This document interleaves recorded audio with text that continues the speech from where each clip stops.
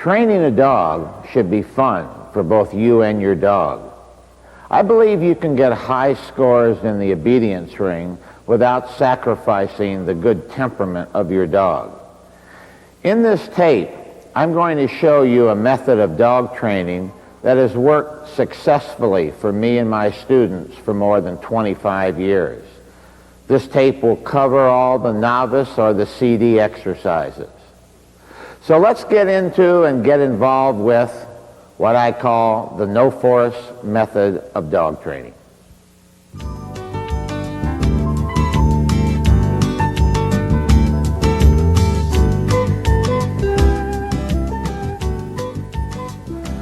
Before you can gain control of your dog off-leash, you must be able to control your dog on-leash. This is done through exercises known as the static exercises, the stand, the sit, and the down. First, let's talk about the stand. I begin the stand with dogs that are in the area of 12 to 16 weeks old. I put the dog on an elevated surface because it's easier to control the dog. Let's talk about a small dog here. I start with my right hand and I put it palm up under the collar. I take my left hand and place it under the dog. With a small dog, you can use your whole hand, and you exert pressure in the right hand, in the left hand, as you use the word stand, stand, stand. If you're training a larger dog, you might have to extend the entire arm under the dog. To enforce the stand, exert pressure on both hands as you use the word stand. Be sure to use a great deal of praise, as this is very important. Also, make your stand very short at first, then gradually increase it to a longer length. Once your dog is comfortable doing the stand, it's now time to get involved in the sit. Again, start with your right hand palm up, and your left hand now fits over the hind quarter of the dog if the dog is of a smaller breed.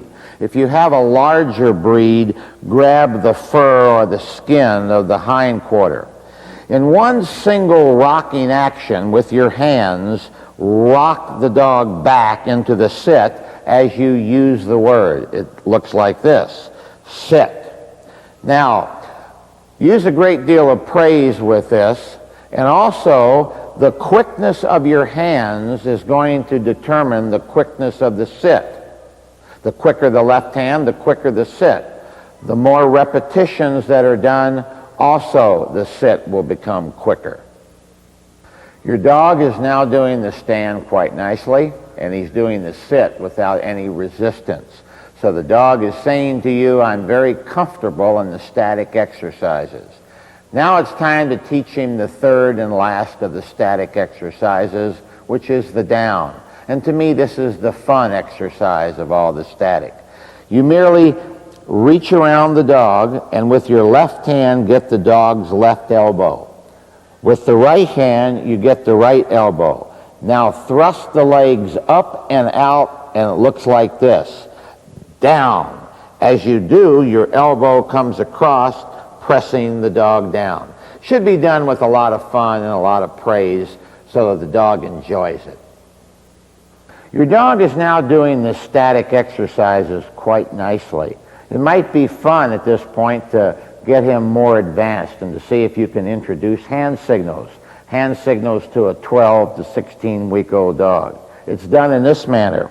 The left hand goes under the collar.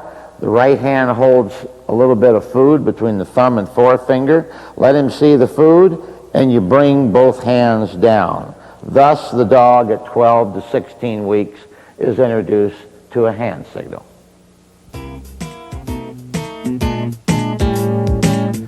Your puppy is now doing the static exercises very nicely on the table.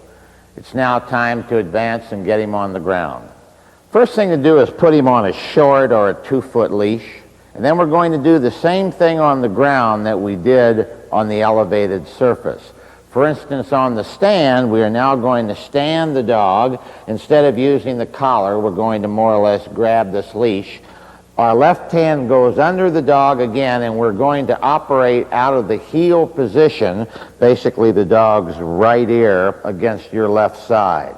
So we're doing the same thing on the floor that we did on the elevated surface. With the sit, again exert pressure up with the right hand. With the left hand, press down on the hindquarters. Be sure to coordinate all hand and voice movements into one single action.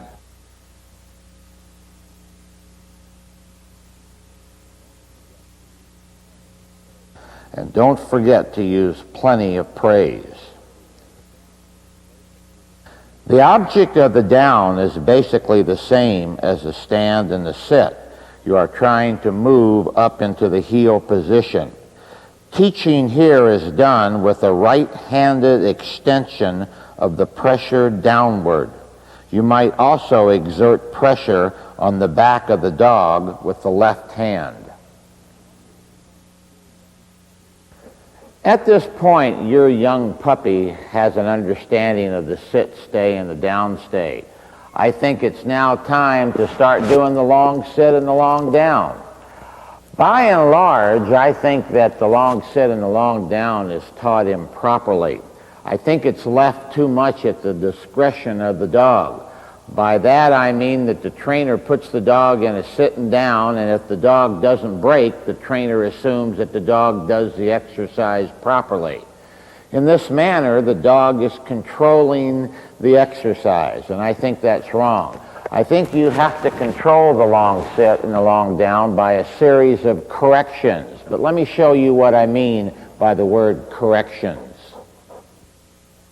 As you can see here, I'm using a flexi leash. The flexi enables me to vary my length of correction from 2 feet all the way out to 16 feet. There are two really important points to remember in correcting for a sitting down. The first is that you should return to your dogs at varying lengths of time. For instance, meaning 5 seconds, 18 seconds, 35 seconds. You just vary your length of time that you return. The dog does not know when you are returning. He simply knows that you are coming back in an infrequent manner. And the second major point, and this is very vital, the correction or the force of correction is not the important thing here. What is the important thing is that the repetition of correction occurs. You don't really rattle the dog's chain. You just simply come back and make minor corrections. It's the repetition of the correction that's going to be important, not the force of the correction.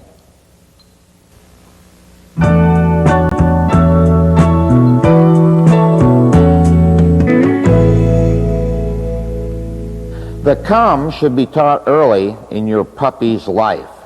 First, put the puppy on a slip show lead. This allows the puppy to explore his or her new world and to wander to the end of the leash.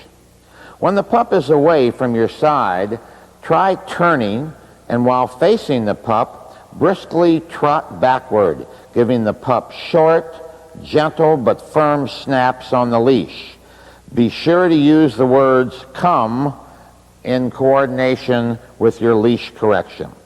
When the pup reaches you, there should be no formal front, but you should give the dog a great deal of praise.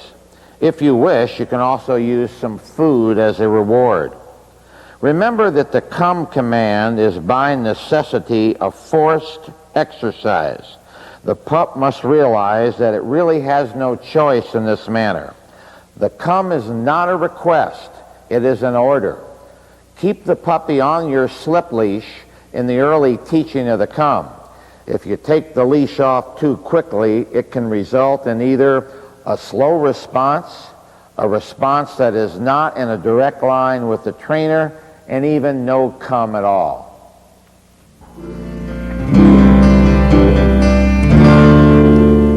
At this point, I think we should spend a few moments discussing what I think is the most important point in dog training, and that is the temperament of your dog. I think dog training is a mental sport. I think you have to mentally motivate rather than physically force your dog. I'm often asked at dog clinics, what do I think is the secret of good dog training? I think it's a very simple secret. I think it's 95% picking the right puppy and then 5% not screwing up that dog. In that connotation, I think that temperament plays a great role. What do I mean by temperament? Let me give you some definitions of what I think constitutes good temperament in a good obedience dog. Temperament can be the dog's reaction to stress. This is not stress as defined by you, the trainer, but by the dog. It might be a judge walking too close in the ring. It might be noise outside the ring. It might even be the backfire of a car. The dog must determine stress. All we can see as trainers is the dog's reaction to the stress. Another definition of temperament might be the dog's forgiving nature. At some time in our training, we are going to make a mistake. We will either speak too harshly, jerk too quickly. We will do something wrong. At this point, we must ask ourselves, will the dog forgive us? Temperament could also be defined as the dog's reaction to a correction. Every dog at one time or another will have to be corrected, either verbally or physically. You must ask yourself at this point, what will the dog's reaction to the correction be? One other definition of temperament, and one that is hard to determine as a puppy, is the dog's ability to be turned on at dog shows. Does your dog get ring-wise quickly? Does your dog get bored or burned out if shown often? Does your dog simply resent the grind of being shown? Or does your dog get turned on at dog shows, turned on by the sight of a crowd, turned on by the mere performance inside the ring? One final definition of temperament might be heart. This is very hard to determine in a dog. What you're simply saying is, will that dog go the extra mile? Will that dog put forth extra effort? Does the dog have heart enough to want to please you? This is a hard thing to determine in a young dog. It's almost an impossible thing to determine in a young dog, and heart can't really be seen until the dog gets a little older and has started to really be campaigned. In teaching a dog to heel, I use conformation or breed training for the basis for all my obedience work. First, I put the dog on a slip show lead and let it lead me around the room or the house or the yard or wherever your training is to take place. Make sure that the area that you're doing this is quiet and distraction-free. The puppy is too soon or too early to put distractions in the dog's way. First, roll the show lead in your left hand. Then take food and with the right hand, bring the food down and place it in the dog's mouth. Do this until the pup looks at your right hand, the one that's holding the food. This, of course, is done while the dog is standing. When the pup strains at the end of the leash to get to your right hand, you should begin to walk slowly away. As you do so, the right hand, instead of staying level with or into the dog's mouth, is extended in a teasing motion from the tip of the dog's nose to a position about 2 or 3 feet in front of the pup. As your right hand makes a sweeping gesture, use the words "go back" or any words that you want to get some forward motion out of the dog. Thus, the pup is being taught to walk without the word heel. He's being taught to walk without being jerked, and he's being taught to use or being taught to associate with a word that will later be used in its utility training. Once this is done, the next step in the healing process is done by merely changing directions instead of a straight line. Now you make a wide U-turn to the right, accompanied by praise. What you are trying to accomplish at this point in your training is this. When you put the dog on a slip lead, you're trying to get the dog to bait out, to move out, to forage out in front of the heel position. When you make the wide about turn, you're trying to accomplish an opposite effect. You're trying to bring the dog back a little bit, and this will occur towards the heel position. So basically, with the first step, you want to forage out. With the wide turn, you want to bring the dog back. The dog will do this on its own. I believe now it's time to talk about the most important word in the healing process, and that is the word called binding. But before we talk about binding, let's talk about healing. Basically, by and large, I think healing is taught as a reprimand word. By that I mean most trainers put their dog on a 6-foot leash, give the command to heel, and then jerk their dog. So the dogs are being taught with a correction. I think a good progressive trainer will mentally motivate the dog rather than physically force the dog to understand what they're trying to be taught. I encourage my students to give as little correction as possible on their dog. I try to conduct each training session so that it's all on a positive, upbeat way instead of making it very negative and making it from the standpoint that the trainer must correct the dog on a constant basis. So what do I mean by binding? How can we bind? How can we teach healing in such a way that it will be mentally positive for both you and the dog? The key to binding is the use of a 21-inch leather leash. With the left hand, grab the leash slightly above the buckle. Place the thumb of the right hand in the loop.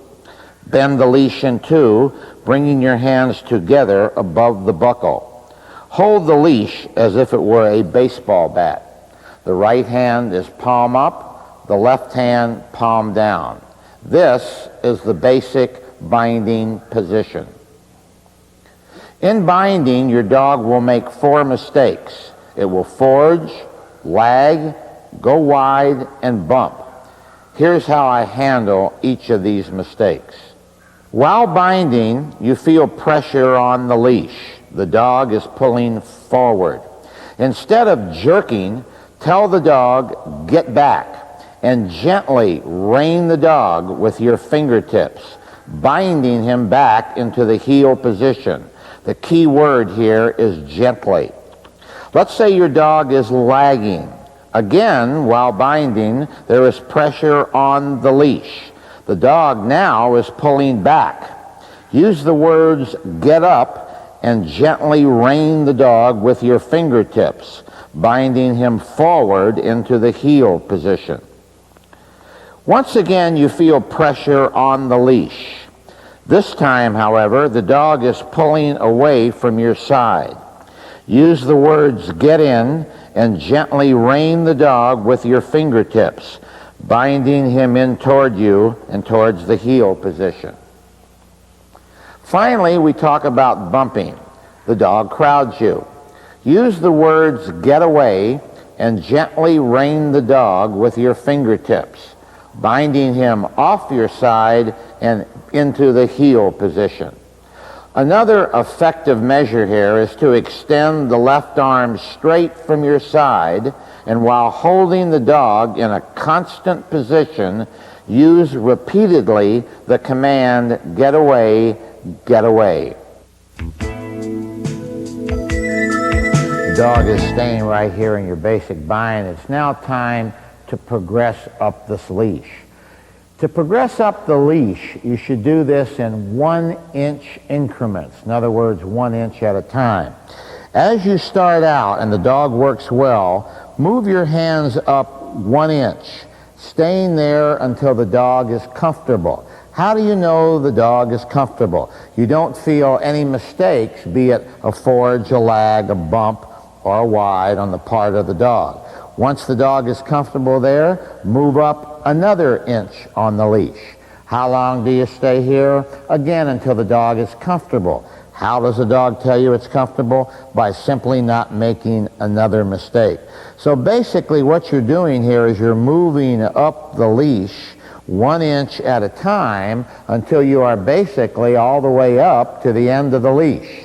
When that occurs, if there's a problem, go back down 1 inch at a time. That way you're going to progress up, you're going to progress down, again doing the 1 inch increments. So you're never totally not in control of the dog, whether you're going up or whether you're going back down.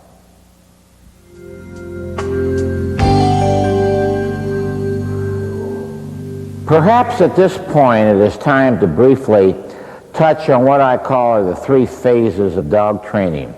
They are the introduction of an exercise, the teaching of the exercise, and the perfection of that exercise. When you introduce the exercise, the trainer should basically demonstrate without the use of much force. In the teaching phase, you begin to exert more pressure as the dog's awareness of the exercise increases. And finally, in the perfection phase of training, as the dog gets more comfortable with the exercise, correction becomes an important tool in your arsenal of training. Once you reach the perfection stage of training, or the 3rd level of training, I always urge my students to visualize their corrections in what I call the stepladder principle of training. In the stepladder principle of training, the bottom rung of the ladder is the least possible force necessary to motivate your dog. The top rung is maximum force that would be used by you, the trainer, to make the dog, rather than motivate the dog, do the exercise your way. You should remember that dog training is basically very black or white. It can either be done the dog's way or your way. It's up to you, depending upon your goals, to decide which way it's going to be. It is impossible for a dog to be competitive unless it gives 100% undivided attention to the handler at all times.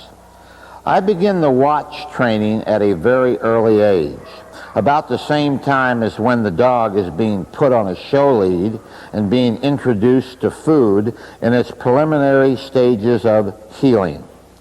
The dog is accustomed to your sweeping of food in front of its nose to a position in front of the face. In a sense, the pup is watching your hand. He's watching the food. Set up the dog in a heel position. Place a piece of food, a treat, between your thumb and forefinger of your left hand. Bring the treat down toward the dog's face. Use the word watch as you do so. As the dog begins keying in on the food, hide the food by rolling your left wrist and closing your hand. But be sure to continue the use of the watch word. Should the dog's head wander, you correct, but your correction here is merely the bringing of the food toward the dog's muzzle. How far toward the dog? Only far enough to get the dog to watch. Once the dog is doing this quite nicely, it's time to advance up the stepladder. Remove the food. Now, instead of using food as the incentive for the watch, gently tug on the dog's ear or gently play with the dog's muzzle. It is becoming a fun game for both you and the dog. The dog's reaction now should be a positive one. If this is the case, it's now time to advance once again. Now, instead of a gentle tug on the dog's ear, the corrections, should the dog now not watch, are of a firmer nature. The leash also can be used here to get the dog's attention. Once this plateau has been reached, It's time to repeat the 3 steps, but this time moving. Start over moving with the food, then go with the gentle tug, and finally with the firmer corrections. Your dog training is going along quite well. Your dog is walking on leash, he's binding, he's watching you quite well. Now it's time to do some fun things with your dog. And one of the fun things you can do is to teach your dog a term called marking. Marking is a term that derives from field trainers, that field trainers use to mainly call the dog's attention to an object that they want the dog to retrieve. This is going to work well for you in your advanced work. So here's how we teach marking. The basic marking position is with the dog in the heel position. The trainer should drop his left hand close to the dog's eyes and with fingers extended, point toward the object that he wants the dog to mark. The first step in teaching the mark is to bait the dog while standing. It looks like this. Now sit your dog. Hook the thumb of the right hand under the collar. The fingers of the right hand should go on top of the dog's head. As you say mark, force the head into a straight ahead or level position. Now the left hand goes under the right and into the basic mark, meaning goes into the basic pointing towards the target. In the left hand is food. Give it a toss. Now send or throw the dog with the right hand. Continue this until the dog will mark without having its head forced into a mark position. At this point, you might want to try the mark from a stand. You should also begin extending your distances of the mark. Now, why do you teach a mark? This will get the dog's attention on an object away from you. It is marvelous when you get into your utility training that you want the dog to key on an object that is placed far ahead in front of the dog's eyes.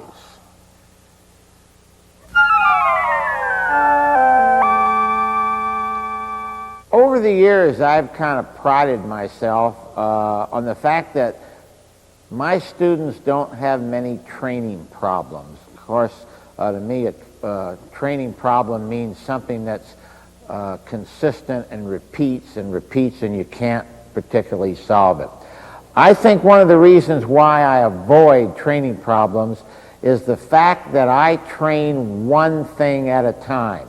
I don't think a dog can really comprehend 2 new training methods, 2 new training exercises, 2 or 3 new training ideas. Therefore, I try to stick with one thing at a time, and I stay with this until I can see that the dog is comfortable with this one phase of training before I introduce a second phase of training. I think if you use this one step at a time approach, you're going to find training a lot less complicated.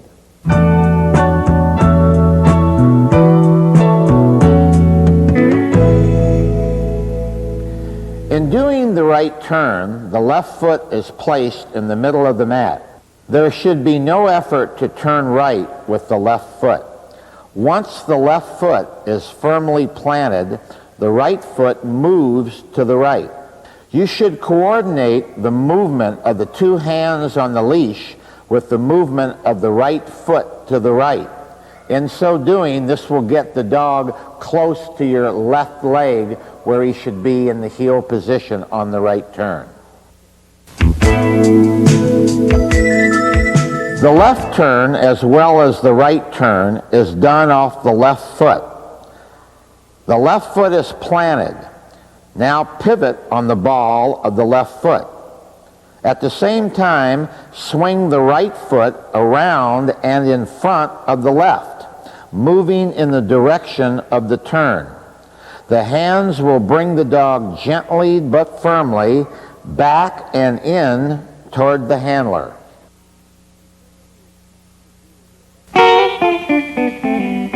Before we attempt to do the about turn, we must assume the dog heels in a straight line and that you can make right and left turns without stepping over the dog or without the dog knocking you into the next ring. There are many ways to teach an about turn. Start out doing the about turns as a wide U. One edge of the U is designated as point A. The opposite edge of the U is also point A. Merely walk from point A to point A.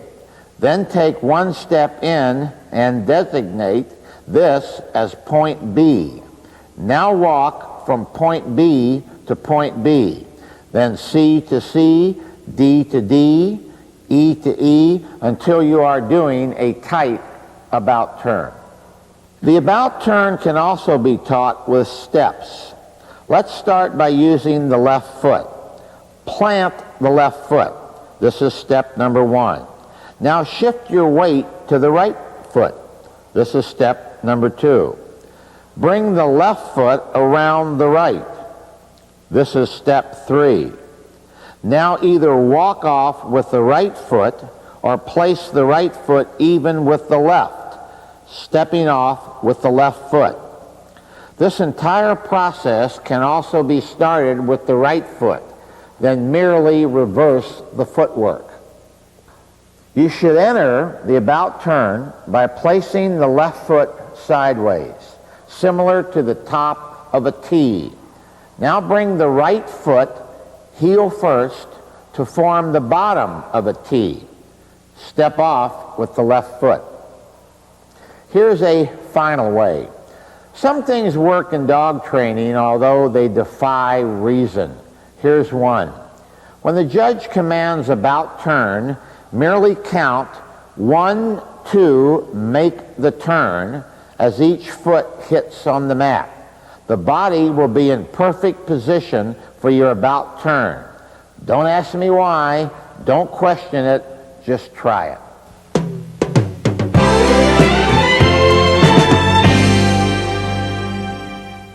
In keeping with the mental aspect of dog training, there are two more words that you should consider. The words are speed versus control. I think most dog trainers are concerned with the dog's natural ability to charge through an exercise. I think what dog trainers fail to understand is that good speed means good temperament. Speed basically is mostly a God-given gift.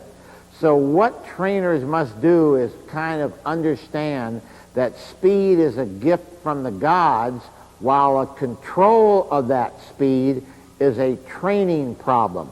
So trainers, instead of trying to teach speed, I think should more or less confine themselves to the control of the speed.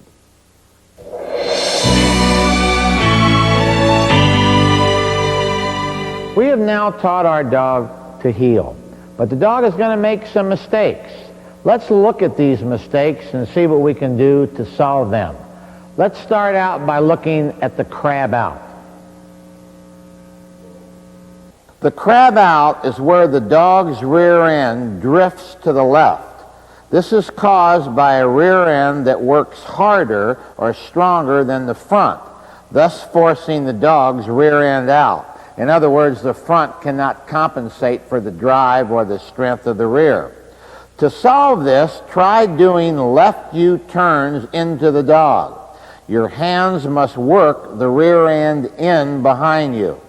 You also might try turning a circle to the left. Again, the hands must work the rear end in. How about doing a left turn? Now, notice the action on the dog's rear quarters. You could also teach a 45-degree halt to the left. All these things are actions to solve a crab out and must be done to bring the dog's rear end in towards the right side. The reverse is true where the rear drifts to the right or behind the handler. This is called a crab in. The objective here is to work the rear end to the left or out. So what you did to solve a crab out in this case would be an opposite. Here you would try an about turn. Notice the action of the dog's rear end. It is out. How about doing a circle to the right instead of the left? Or try a right turn and then a 45-degree halt to the right.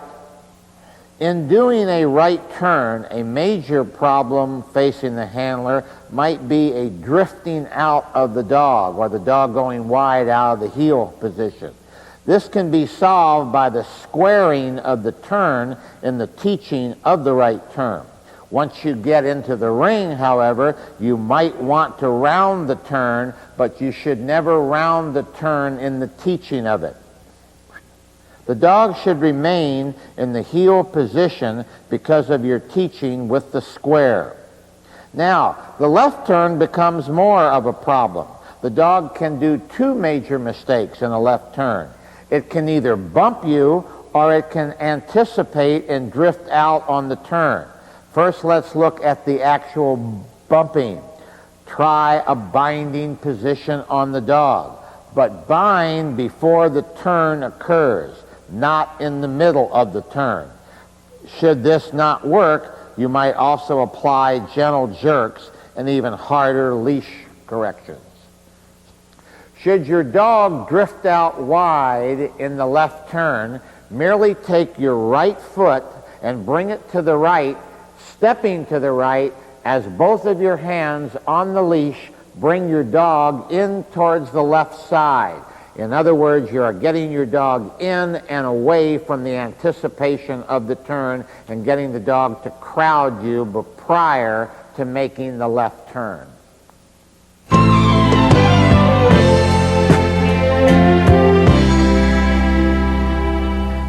There is a right time to start teaching your figure eight. Only when the dog is heeling in a straight line well, and only when the dog is doing right, left, and about turns in a very comfortable manner should the figure eight be taught. The figure eight is not an ice skater's eight. Rather, it is two straight lines or an X connected at the top with two half circles. The main task facing the handler is the negotiation of the half circles. To help you do this, there are 4 keys to your figure eight. These 4 keys are the shoulders of the persons acting as posts. Let's examine each of the keys. Start the figure eight to your left. The first key comes as your left shoulder is even with the left shoulder of the post. Reach out with your left arm. Your fingertips should touch the left shoulder of the post. To get to the second key, swing around behind the post in a half circle and end up with your left shoulder directly even with the right shoulder of the post. Again, extend the arm. Now round the turn behind the back of the post by keeping your left shoulder in. Now simply walk a straight line toward the opposite post until your right shoulder is even with the right shoulder of the post. Touch the right shoulder of the post with your right arm. You are now at key number 3. Make another half circle and end up with your right shoulder even with the left shoulder of the post. You are at the last of the 4 keys.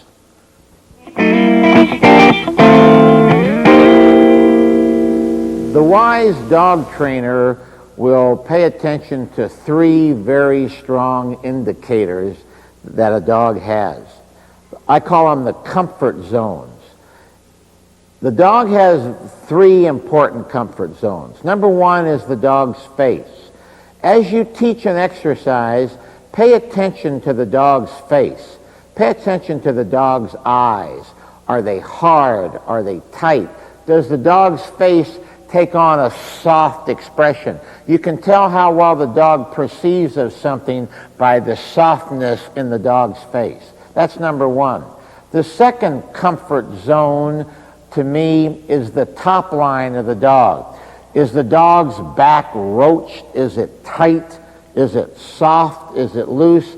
You can tell how the dog's body reacts to your training, to a new exercise, by the tightness, by the carry of the top line.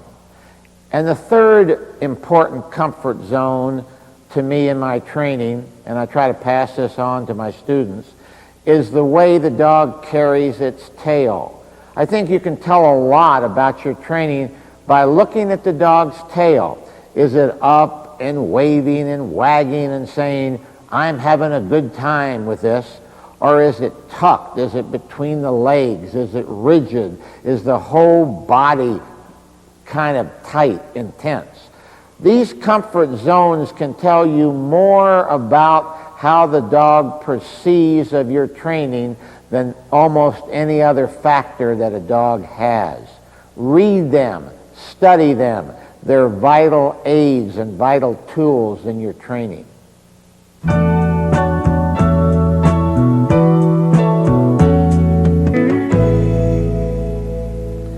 Things are now going well with your training. Your dog is heeling straight and doing right, left, and about turns much to your satisfaction. It is time for you to understand what I call the 2 P's of dog training. Without them, no handler-dog team can become competitive. The first P is position. The second P is pacing. Let's talk about each. The handler must assume a definite position on the mat or on the grass, and the handler must maintain this position throughout the entire heeling pattern. This is vital for one basic reason. By walking a straight line, you are programming the dog to walk a straight line next to you.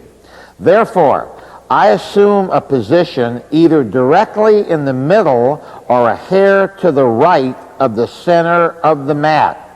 Your position will depend, of course, upon the size of the dog.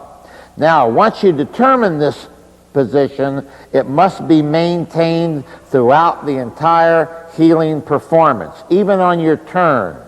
I call this walking a track. It's kind of similar to what a race car driver must do. You must establish a groove and keep yourself and the dog in this groove throughout the heeling performance. Even when you're on the grass, you must maintain a position, a straight position. This can be done by trying to key on something as you walk along on the grass. It can either be a parked car, it can be someone seated at ringside, it can be a particular spot on the gate barrier. But you must maintain the same position outside as you do on the grass. In other words, a straight line. Pacing refers to the speed of the handler's steps as well as the length of stride. Each handler should determine the speed of stride that is ideal for his particular dog. And this ideal stride is the pace at which the dog is at maximum working capability while in the heel position. It is my contention that you should present to the judge a picture of a working dog. And the only way you can present a working dog to a judge is by means of pacing. Pacing presents to the judge a certain feeling, a certain flow to both you and your dog. If you pace your dog right, meaning proper stride length, proper speed, you're not going to have a mechanical, unnatural type of appearance. You want an appearance for the judge that is very natural, one that flows, and this all centers on the ability of finding the right pace that's good for both you and your dog.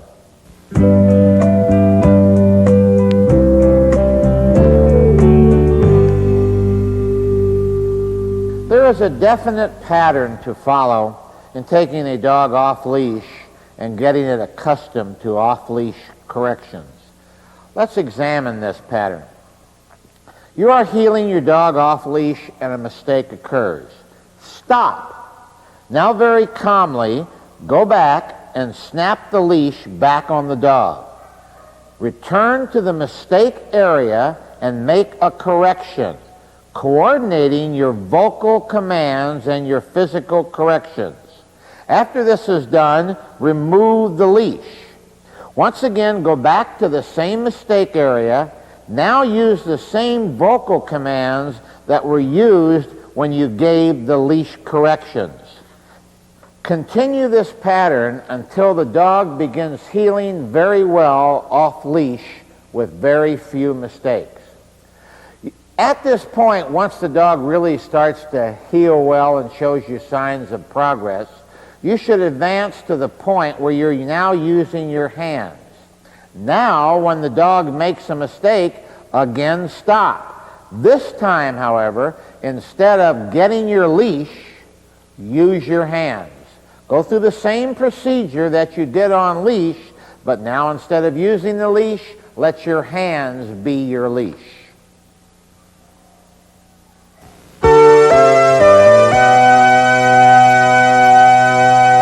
Dog training can be a very complicated process if we let it be so. But I think that we can make it a little easier if you kind of visualize dog training as a jigsaw puzzle. Think of the novice exercises as a part of a jigsaw puzzle, meaning think of the right turn as a piece of the puzzle, a left turn a piece of the puzzle, an about turn, a fast, a slow, an 8, a recall, a finish. All these are pieces of the puzzle. If you try to put the puzzle together at one time, you can probably run into problems, and so can the dog. But if you work on one piece of the puzzle at a time and make sure that it's done and taught properly and received properly by your dog, it's much easier to complete the whole jigsaw puzzle. So that's an important key, I think. One piece at a time to get to the completion of the whole puzzle.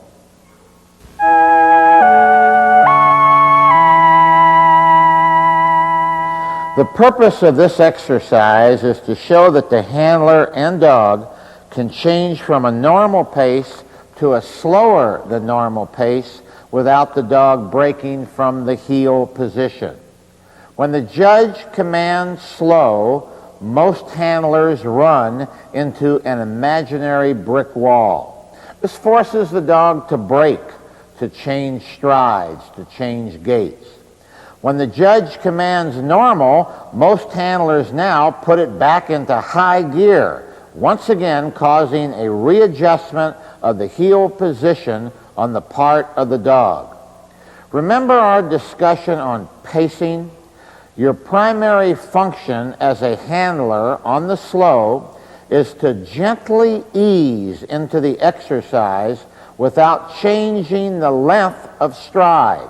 You merely slow the same basic stride movement down. Only the speed of stride is lowered. The length of stride is not changed. Keeping this in mind, the exercise should not pose much of a problem. The same applies when you're doing a fast. Remember that the AKC states that the handler must run, handler and dog moving forward at a noticeably, that's a key word, accelerated speed. What must be stressed here is a length of stride. Again, it should not change. What does change in the fast is the speed of stride. You start out slowly and teach the dog to stay next to you as you gently increase your speed of basic stride. Keep the dog in a binding position as you do this. As the dog becomes more comfortable, increase your speed of stride and loosen up on the leash. It should not be a problem. But remember, this exercise calls for a definite fast. Don't attempt to play games in an actual AKC ring. Remember, move out and teach your dog to move out with you. That's what the fast is all about.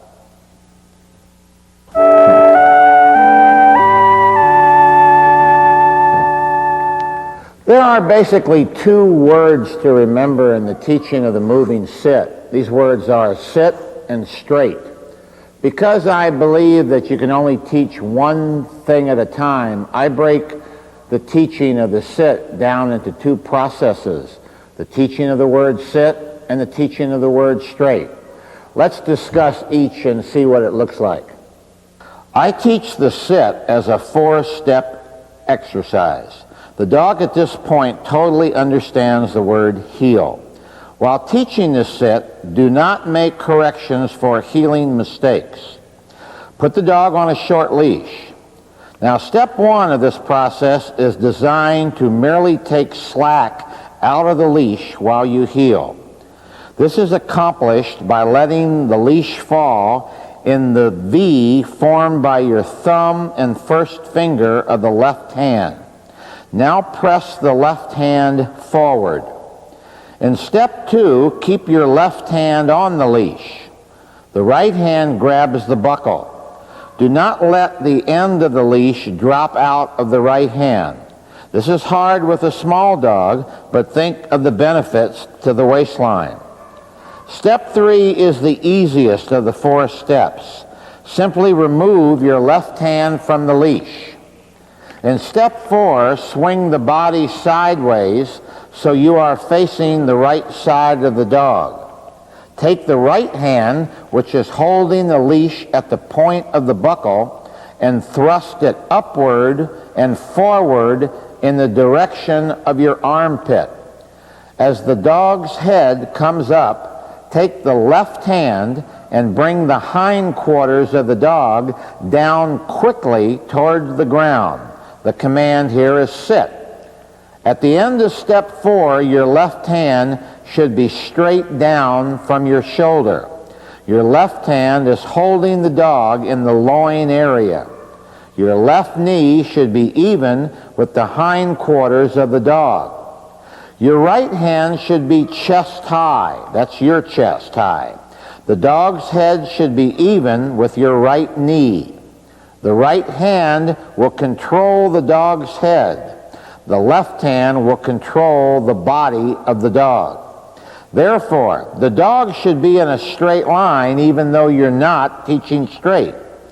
When the dog shows you it is comfortable with the sit process, merely come to a halt and with both hands held in the basic binding position, give the dog a gentle but firm jerk upward, telling it to sit. As the sit gets quicker, give the leash more slack. One other method might be to free the left hand. Pull up on the leash with the right hand. Now with your free left hand, take the palm of that left hand and smack the hindquarters of the dog, telling it to sit. Remember here that the only objective of the 4 steps is to teach a quick sit. You are not concerned with the straightness of the sit. Many trainers attempt to straighten out sits by physically exerting pressure on the dog. I think this is wrong. I believe that if you can control the dog's head with the leash, not with the hand, a straight sit will result. The dog is heeling in the basic binding position. The dog understands and performs the word sit. As you come to a halt, take both hands and gently but firmly stretch the dog's head forward. Do not allow the head to move either right or left. The rear end of the dog should follow the head in a straight line. The command here will be straight, not sit.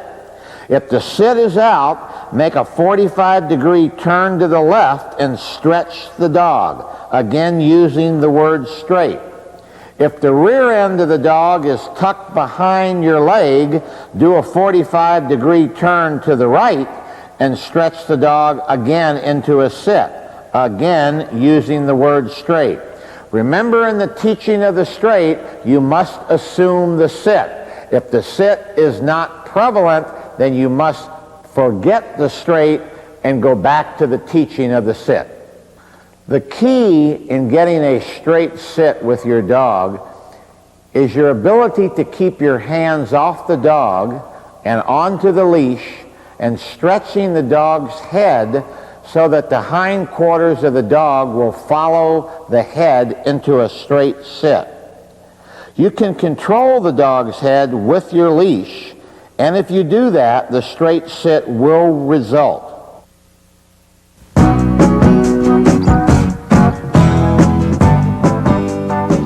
Halting on the left foot means planting the left as the right comes up beside the left. A right foot halt would be the planting of the right foot using the left as a trail foot. The handler should get the dog to key in on the placing of the left foot. When the left foot hits the ground, the sit is required. The role of the right foot becomes totally unimportant. If the command to halt is given as the left foot hits, the trainer should go right, left, halt. If the halt command comes as the right foot hits, the handler should go left, right, left, halt. The wise trainer will not stop on the right foot one time, the left another. Be a rote trainer when it comes to halts. Use the same foot. Make it the left foot. Before attempting the chute, which is a positioning of the dog at your front at the end of the recall, the dog must be taught to sit at your front. Now, this is done with the same four-step approach that was used in teaching the sit. Only here, the 4 steps are done facing the dog, not at the heel position. Now, once this is accomplished, it is time to begin the 6-step chute training. Here's how this works. First, you heel your dog forward on a short leash. Now, stop your forward motion and move backward. This is called a come for. As you tell the dog to come, gently but firmly jerk the dog into the area or the chute formed between your knees. In step 2, the procedure is the same. Only the dog comes into the area between your knees on its own. In step 3, the entire process is done off-leash. Now, step 4 also is done on a short leash, but this time the dog is placed in a sit-stay. Now, the come command is given, and the dog is gently but firmly jerked into the chute position. This is step 4. Now, in step 5 is similar to step 2. Only step 5 is done out of a sit-stay. The come command is given here without a jerk. In the last step, or step number 6, the dog is off-leash. You know, far too many dogs are trained on fronts by the use of feet and or hands. This is fine, but if the dog is soft of temperament, this physical type of training will do more harm than good. It will also have an effect on the dog's reaction to the come. In other words, it will slow the dog down. The chute avoids this problem because the dog is not physically abused or mentally stressed. The chute becomes a game that can be played, if you so desire, with food. With the chute, there is no banging, there is no socking, there is no physical abusing of the dog. It's great fun for you to teach, and it's great fun for your dog to learn.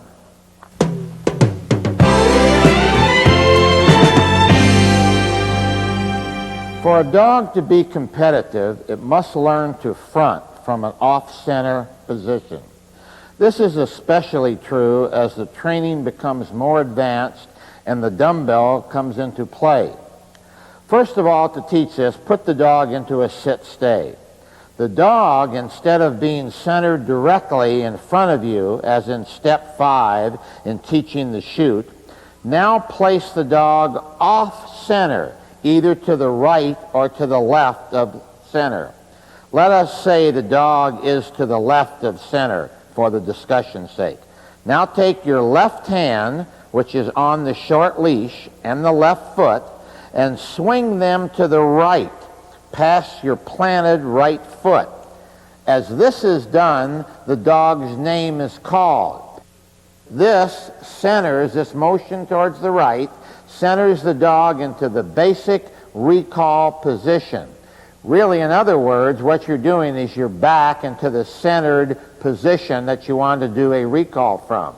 Now, once the dog is in this position, now you say come and repeat step 4, an on-leash jerk into the chute. Now, if the dog is right of center, you swing the right foot and right hand to the left, past the planted left foot. The key to the off-center front is the straightening out of the dog's hindquarters before it enters the chute.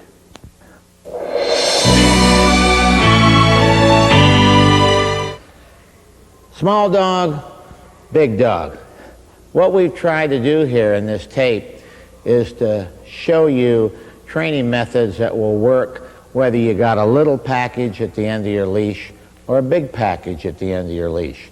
What you have to do with this tape is you have to take these training techniques and adapt them to your particular needs, your particular size of dogs.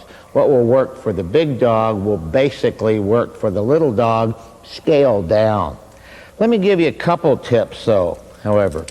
When you're binding your dog, and if your dog is so small, you don't want to really, or you can't get down to the dog from a physical standpoint, you might take a small leash, put it into the right hand this way, put your left hand here, and you can still basically bind this dog on a leash. Or if that doesn't work, you might take a stick or a rod and simply use the rod to get the dog bound in next to you without bending over. And one other final note. This dog certainly doesn't walk in the same stride length that this dog does. So you're going to have to pattern or set a stride length for little Twink here that's not the same as my retriever.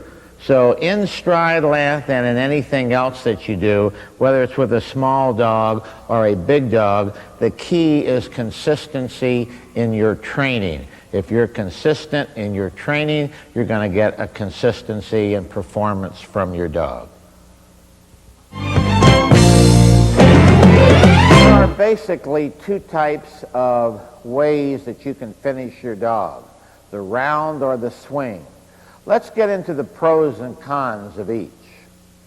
Because the round is basically simple to teach, it probably is the most popular among obedience trainers. Stand in front of the dog with the dog facing you in a sit position. Your hands should be held low on the leash in the basic binding position. Now bring your right foot straight back. As you do, turn the body in a 90-degree turn. The left foot remains stationary. The hands follow the right foot. As this is done, give your finish command. Make sure that the hands bring the dog past the hip line. Now, once this is done, free your left hand from the leash and reach around behind your back to grab the leash. Let go of the leash with your right hand. Bring the foot forward and begin taking short steps forward. You can use the words "get up" here if you so desire. When the dog has cleared your body and is in the position of straightening itself out, help him with the command "straight." Now on the round, be sure the dog wraps as tightly as possible around your body. Let's talk about the swing. In the swing, stand in front of the dog. Once again, the hands are held in the basic binding position. Bring the left foot back to a position of about 1 o'clock. The hands bring the dog back on the same outside path. The swing command should be given at this time. As the left foot is planted, both hands continue to bring the dog past the hip line. Now, once the hip line has been cleared, bring the dog back in toward your body by using a counterclockwise rotation of the hands. Once this is done, now step up, bringing the dog into the heel position. Remember here that the key to a good finish, either the round or the swing, is getting the dog deep behind you. One of the major advantages of the swing over the round is that the dog is always in sight and easily available for corrections, either with the hands, by grabbing of the collar, or by snapping on your leash.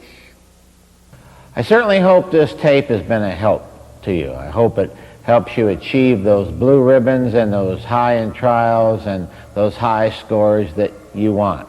In the future, there will be tapes on how to pick a puppy and advanced work, open and utility work. If I had to leave you with one thought, it would be this.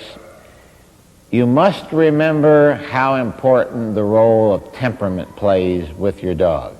Regardless of how good a dog trainer you are, you're only as good as that dog on the end of the leash will let you be. So here's my wishes and hopes that that temperament of your dog is outstanding and will enable you to achieve all the goals that you have set for yourself in dog training. Good healing and good luck.